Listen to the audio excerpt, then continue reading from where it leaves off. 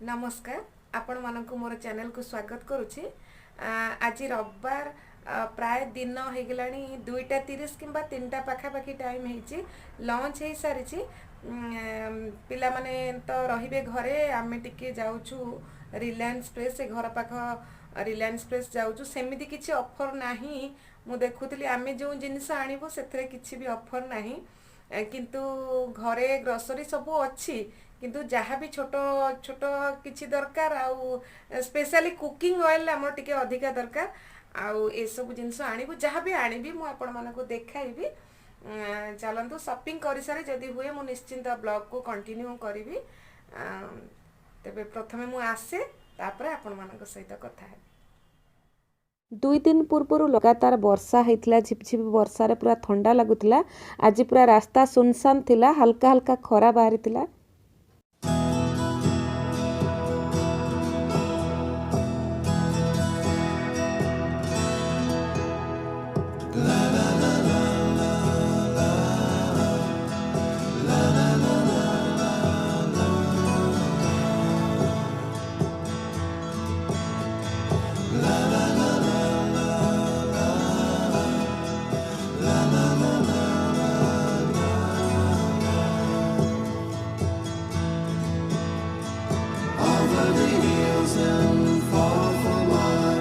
She's waiting for love to be realized.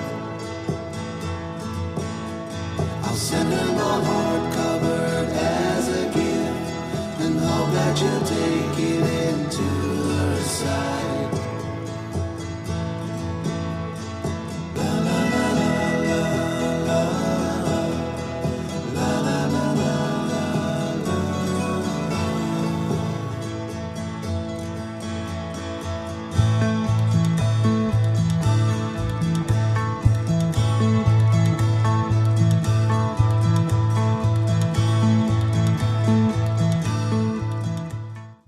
एठारे घरे पहुँची सारिबा परे मु जिनस काढ़ी की रोसे घरे थोइची। मु कुकिंग ऑयल कथा कहूतली ना, पूरा 5 लिटर 3टी जार आनिचु, 2टी स्वीकार रो, गोटे सनड्रॉप रो सनफ्लावर ऑयल आनिचु, 5 केजी हरड़ डाली आउ सब बैग रे देखैली। एटा केसर गोटे मु आनिची।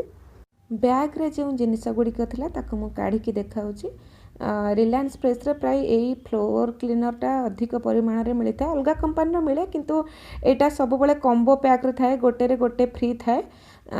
तार रेट टा 87 रे गोटे गोटे फ्री।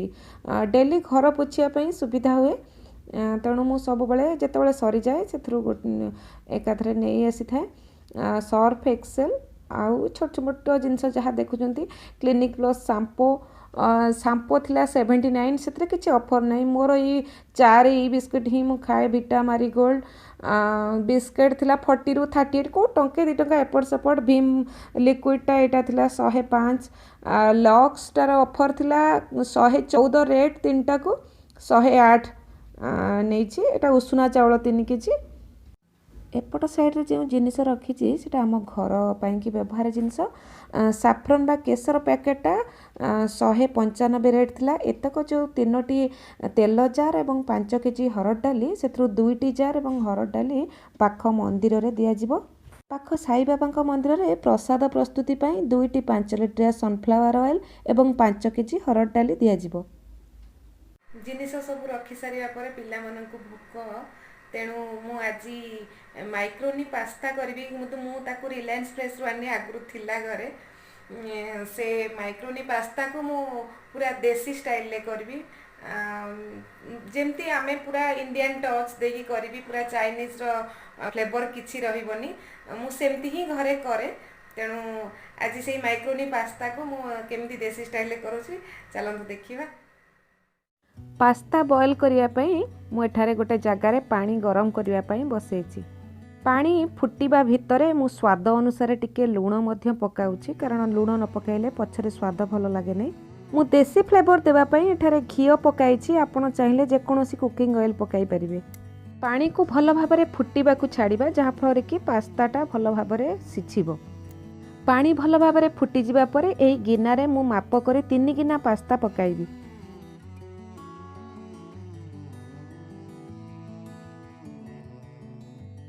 मीडियम फ्लेम रे यही पास्ता को पाखापाखि 10 रु 12 मिनिट पर्यंत भल भाव फुटाइबा मझिरे मझिरे टिके गोलाइबा निहाती दरकार।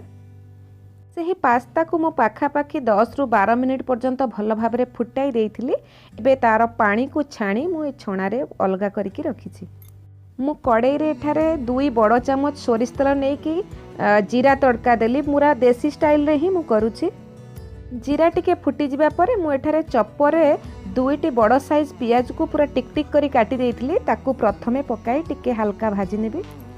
पियाज टिके नरमी जिबा परे पाखापाखि 6-7 कोला रसुण को मु पूरा छोट छोट करी काटी देइथिली। ताकू पकाई कि एबे पियाज रसुण को भाजी नेबी। पियाज रसुण पाखापाखि 2 मिनिट पर्यंत टिके हल्का भाजी हो जिबा परे गोटे बड़ साइज रो कैप्सिकम को मु वेजिटेबल चॉपर ए भली पूरा टिक टिक काटी देइथिली। ताकू एबे मिसाई देली। ताकू मध्य से भली हल्का भाजी नेबी। आपण चाहिले गाजर मध्य व्यवहार करि परिबे। सेही भली कैप्सिकम मध्य पाखापाखि 2 रु 3 मिनिट टिके हल्का भाजी नेबा परे 2टी मीडियम साइज टमाटो को मध्य से भली भल भाबरे टिक टिक करी काटी की रखितली। ताकू एबे मिसाई देली। ता सहित स्वाद अनुसार लुण टिके देबी परिवार परिमाण को देखिकी एवं हल्का काश्मीरी रेड चिली पाउडर पकाइबी। आपण चाहिले अधिका राग करबा को चाहिले अधिका राग पाउडर पकाई पारंती। मु प्रथम रु बॉयल कला बेले पास्ता रे लुण पकाई थिली। सेही पास्ता पैकेट रे जो मसला थिला ताकू मु पकाइली। सेही मसला सफिशिएंट नुह तेणु मु जेहेतु थिला मु एबे पकाइची ताकू पकाई टिके भल भाबरे परिवार मिसाइली। एठार देखंतु परिबा पूरा नरम हो जाइथिला। मु जो पास्ता बॉयल हैला परे छाणी की रखिथिली ताकू एबे परिबा सहित मिसाई देबी। एही पास्ता रे केवल देसी टच आनिबा पई मु मैगी रो मसाला मैजिक जो पाउच एबे मिलुची मार्केट रे सब जगह रे भल भाव रे मिली पारुची। आपण आनी की ए भली ताकू प्रथमे मु ऊपर देली कारण मसला संगरे परिबा संगरे दे देले ए जो पास्ता बॉयल करा जायछि ता ऊपर तार फ्लेवरटा मिसिबनी। तेणु मु बॉयल होइतिबा पास्ता को पकेइबा परे ता ऊपर मैगी रो मसला मैजिक पकाई कि ताकू भल भाव रे गोलाई देबे। एबे एठार देखंतु मैगी मसला जो मु ऊपर पकाइली तार फ्लेवर पूरा भल भाव रे जो बॉयल होइतिबा पास्ता रे मिसी गलानी। मु भल भाव रे परिबा जो तळे थिला ताकू मध्य भल भाव रे गोलाई देउछि। मसला परिबा एवं पास्ता को भल भाव रे पाखापाखि 3 रु 4 मिनिट पर्यंत भल भाव रे गोलाई देली। एबे कटा होइतिबा धनिया पत्र पकाइली। मु एही पास्ता रे कौनसी प्रकार सॉस व्यवहार करी नाही। धनिया पत्र को मध्य भल भाव रे गोलाई देबी जहा फल कि स्वाद आउ टिके भल लागिबो। मु एही पास्ता जतबे बॉयल करूथली सेतबे लुण तो स्वाद अनुसार देइथली ता सहित घियो पकाइली। आपण जेबे एही पास्ता को घरे करिवे थरे घियो पकाई कि तार स्वाद देखंतु बहुत भल लागे। जदि घियो पकाइबा को चाहुनांती कुकिंग ऑयल तो व्यवहार करा जाए किंतु मु जेतबेले एही भली घरे देसी स्टाइल रे करे सिझिला बेले बा बॉयल कला बेले टिके घियो पकाए तेणु स्वाद मध्य भल लगी थाए। बॉयल कला बेले तेल किंबा घियो पकाई देले पास्ता चिपचिपा हुए नहीं लागे नहीं गोटी गोटी होता है। मोर मध्य एही भली हेछि। मु एठारे पिला मानक पई कि प्लेटिंग करके डाइनिंग टेबल ऊपर रखी सारलेनी। से माने एबे खाइबा आरंभ करिवे।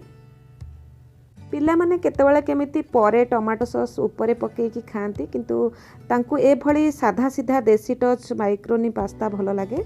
मोर ब्लॉग को मु एठी शेष करूछि। वीडियोटी को आपण माने निश्चिंत लाइक करिवे एवं शेयर करिवे। मु पूर्व ब्लॉग रे आपण मानकु गोलाप गछरे गोटिए फूल फुटी थिबार देखाइथिली। ता सहित 3टी कढ़ होइथिला सेथिरु गोटिए कढ़रे एभली फूल फुटिछि। मोर चैनल को जदि आपण माने नुआ देखु थांती ताहले निश्चिंत सब्सक्राइब करि नेबे। आपण माने मोर वीडियो संपूर्ण देखिथिबारु अनेक अनेक धन्यवाद।